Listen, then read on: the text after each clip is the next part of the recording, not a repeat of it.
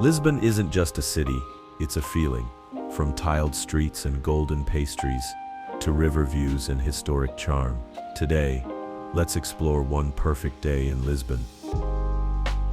Start your day in Belém. Taste the world-famous Pastéis de Belém, a custard tart like no other. Walk past the Jerónimos Monastery and feel the echoes of Portuguese explorers. Snap a photo at the Belém Tower as the sun climbs higher. Head downtown to Praça do Comércio, the grand gateway to the city. Grab lunch at Time Out Market, where local flavors meet global taste. Don't miss climbing the Rua Augusta Arch for a sweeping city view. Get lost in the alleys of Alfama. Feel the soul of Lisbon in the sound of Fado and the scent of grilled sardines. Rest your legs at Miradouro da Senhora do Monte, the perfect place to pause. As the sun sets, ride the iconic bike funicular to Bairro Alto. End your day with a glass of wine, a sunset view, and music drifting through the air.